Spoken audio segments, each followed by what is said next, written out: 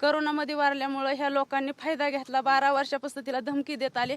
त्या दबावाखाली ती आज आमच्याकडे पाहत सुद्धा नाही. ती दबावाखालीच आहे आणि ते त्यांच्याकडे जर मुलगी गेली तर आम्ही इथंच आत्महत्या करणार आहे. त्यांच्याकडे मुलगी गेलीच नाही पाहिजे ना. आम्हाला कुणाचं सहकार्य सुद्धा पोलिसांचं नाही, कुठल्या मंत्र्याचं नाही, कुणाचं सहकार्य नाही, काय नाही. त्याच्यामुळे आम्ही इथंच आत्महत्या करणार आहे.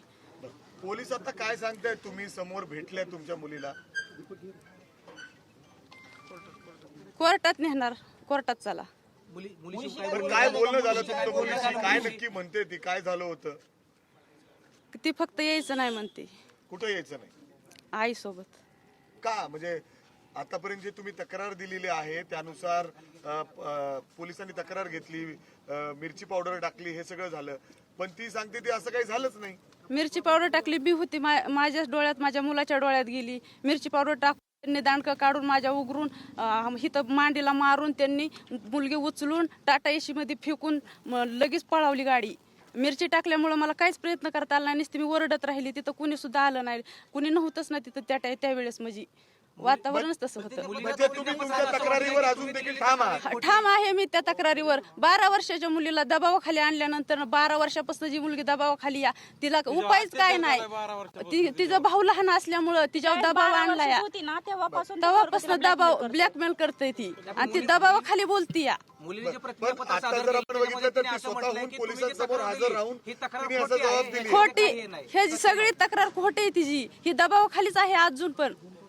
आता तुमची मागणी काय आहे? का स्वतः मुलगी तुमची जर पोलिसांमध्ये येऊन असं म्हणत असेल की मुलगी अशी दबावाखाली आहे म्हणूनच बोलते या, ती अशी बोलणारी मुलगी नाहीये. दबावाखाली आहे. त्यांनी गैरफायदा घेतला आमच्या घरात गडी माणूस नसल्यामुळं. कुणाचा दबाव आहे? कुणाचा दबाव?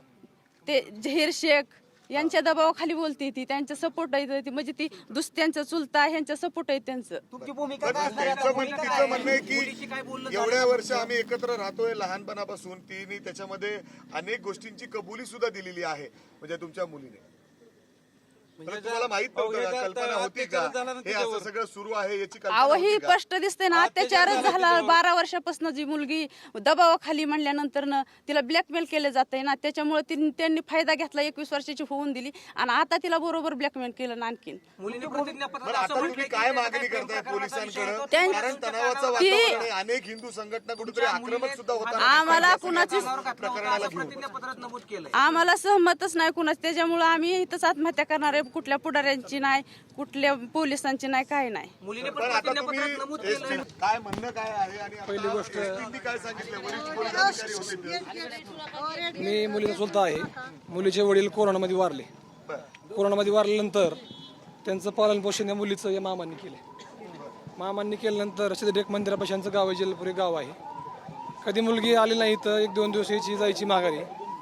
आणि आमचा असा आक्षेप आहे त्यांनी त्या मुलीला दबाव आणून, म्हणजे पहिली गोष्ट अशी, लग्न जमलं, शॉपिंगसाठी मुलगी बेगूनमध्ये बाजारपेठेमध्ये गेल्यानंतर काय ह्यांनी गावगुंडांनी तिच्या वॉचवर पोरं सोडली. पोरं सोडल्यानंतर तिला वॉचवर पोरं सोडल्यानंतर त्याला माहिती अपडेट केली सगळी. ह्या ठिकाणी आली, त्या ठिकाणी आली. ज्या ठिकाणी कोणी नसतं वारंवार तिथं, त्या ठिकाणी आडमार्गी रस्त्यावरती यांनी आडमूर रस्ता केला. छोटा ती वगैरे टमटम ती गाडी उभा केली, एक मोटरसायकल उभा केली. 3 जण व्यक्ती होते. तिसरा व्यक्ती कोण कळला नाही अजून. तो आयन शेख, त्या आरोपीचा भाऊ, आणि जहीर शेख, तो स्वतः आरोपी, या दोघांनी त्यांना या दोघांच्या डोळ्यामध्ये, तिघांच्या डोळ्यामध्ये चटणी टाकली. मुलीच्या भावाला मारलं, आईला मारलं. आणि ज्या ठिकाणी 3 ते 5 मिनिटात मी त्या पॉईंटवर पोहोचलो. मी माझ्या शेतामध्ये असताना मला आईचा फोन आला. की भाऊजी लवकर या, माझ्या मुलीला पळवून नेले. तिथे मी 3 मिनिटात पोहोचलो. पहिली गोष्ट 3 मिनिटात पोहोचल्यानंतर त्या पॉईंटला आम्ही गेलो. स्वतः मी चौकीला पहिल्यांदा गेलो. तक्रार द्यायला सांगितली मांगडे साहेबांना. तक्रार दिल्यानंतर स्वतः मांगडे साहेबांनी मी त्या पॉईंटवरती आल्यानंतर तिथं सगळी चटणी वगैरे पडलेली होती. हे सांगतो मला. तिथल्यानंतर आम्ही आमच्या धावपळीमध्ये आम्ही गाडी कुठं गेली आम्हाला पाण्यासाठी आम्ही सगळं शोध चालू केला. कारण ह्याला काय सांगता येईना, गाडी कुठल्या दिशेने डोळ्या चटणी गेली म्हणलं काय सांगता येईना ह्याला. तर आम्ही शोध चालू केला. आम्ही बरेच हॉटेलचे फुटेज, आता म्हणणं काय आहे तो कुठे ऐकून घ्या, फुटेज चालू केले तपासण्यासाठी. तिथे आमचा वेळ गेला. तर ह्यांनी हिसकून नेलं. जर ती माझ्या भावाची मुलगी पळून गेली असं यांनी दाखवलंय सर्वांनी, मीडियाने असेल, पोलिसांनी असेल, जर तिला पळून जायचं होतं तर ती रात्री अपरात्री पळून गेली असती. नाही साहेब, आम्ही नाही, ती स्वतःच बाईट पाठवते. ऐकून घ्या तुम्ही, सांगतो तुम्हाला. पहिली गोष्ट तुमचा निषेध करतो मी. पत्रकार लोकांचा जे सत्य तो तुम्ही काय आहे ती समोर आणा आणि काही पण अशा बातम्या उडवून लोकांच्या गरिबांच्या घरी येऊन बसू नका. माझं रास्त म्हणणं आहे. तुम्ही आता पत्रकारांवर आरोप करताय, मुलीने एक प्रतिज्ञा 100% मी आरोप करणार, यंत्रणावर मी 100% आरोप करणार. एक प्रतिज्ञापत्र सादर केलं. पहिली गोष्ट या सर्वाच्या माग आम्ही आरोप केला. तो आझर शेख नावाचा त्या मुलाचा चुलता जो आहे तो गावगुंडा आहे, वाळू उपसतो, मुरम उपसतो. बऱ्याच जणांना त्याने आजपर्यंत मारले. अशा चौकीला पोस्ट आहेत. तिथलं 68 गुन्हे दाखल आहेत. तिथला सोनवणे भाऊसाहेब म्हणून एक तिथला कामगार आहे चिंचोली गावचा, त्याच्या अंतर्गत त्याच्या गुन्हे दाखल आहेत. तरी पण तो बाहेर आहे. आज बरेच दिवस झाले त्याचे गुन्हे दाखल आहेत. कुठलं जामीन न मंजूर करता तो आज बाहेर फिरतो. तर ह्या व्यक्तीला एका राजकीय आमदाराचा वरदहस्त आहे. आणि सगळं बोलणार आहे मी, 2 मिनिट. काही गोष्टी अशा झाल्या, रात्री 1 वाजता आम्ही त्या व्यक्तीचं नाव दिलं चौकीला. ह्या आरोपीला आरोपी करा हे सगळ्यांना सपोर्ट करतो या मुलांना. आजपर्यंत या भिगवणमध्ये या मुलांनी बरेच वेळा दहशत माजवली आहे. अशा गुन्ह्याची नोंद आहे चौकीला, भिगवण चौकीला, तुम्हाला सांगतो. तर हे आरोपी असताना आज त्या FIR मध्ये नाव आहे ह्याचं आझर शेखचं. आरोपी असताना तुम्ही चौकशी करून बघा, भिगवण चौकीला FIR नाव आहे. हा आरोपी असताना त्यांनी रात्री 1 वाजता आज रात्री 1 वाजता मी जागे होतो. माझी वहिनी बेशुद्ध पडली होती, त्यांचा BP वाढला होता. यशवंतराव हॉस्पिटलमध्ये त्यांना ट्रीटमेंट चालू होतं आयुष्यामध्ये. त्यांनी मी जागा असताना मी पाहिलं सहज त्याचं स्टेटस होतं की एक आमदार स्टेटस होतं. आमदाराचा फोटो होता. माझ्याकडे फोटो आहे आमदाराचा फोटो होता.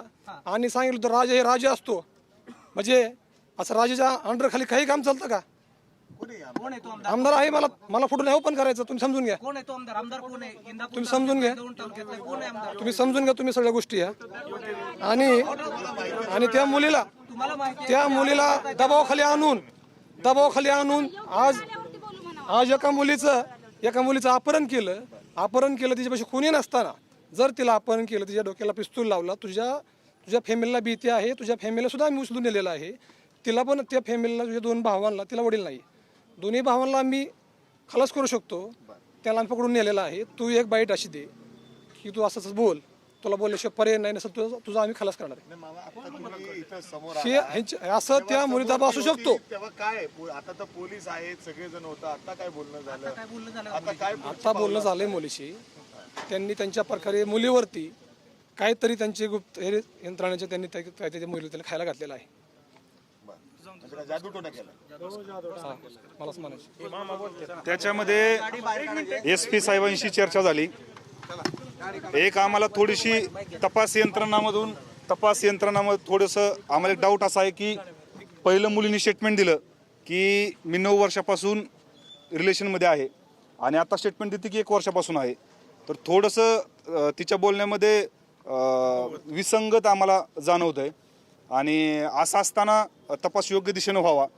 आता आम्ही आईच्या नावानं तक्रार दाखल करतोय की जर ती 9 वर्षापासून होती, म्हणजे ती त्यावेळेस अल्पवयीन होती, वय वर्ष 12 होतं, तर त्याच्या फोस्को अंतर्गत त्याच्यावरती गुन्हा दाखल करावा आणि त्याचा तपास योग्य दिशेनं करावा. महाराष्ट्रामध्ये बरीच प्रकरणं होतात आणि त्याच्यामध्ये आम्हाला अजून एक शंका अशी आहे की याच्यामध्ये लँड जिहाद आहे का, कारण मुलीच्या नावावरती संपत्ती वगैरे आहे. आणि हे सगळे विषय असल्यामुळं आम्ही पोलिसांशी चर्चा केलेली आहे. पोलिसही सहकार्याच्या भूमिकेमध्ये आहेत. तपास योग्य दिशेने चाललेला आहे. आता तिला कोर्टामध्ये हजर केलंय.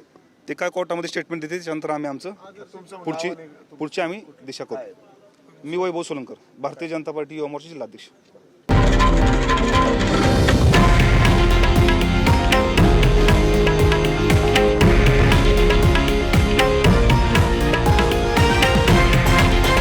हे आहे देशातील नंबर 1 न्यूज नेटवर्क आणि आपण पाहत आहात TV9 मराठी, एकमेव.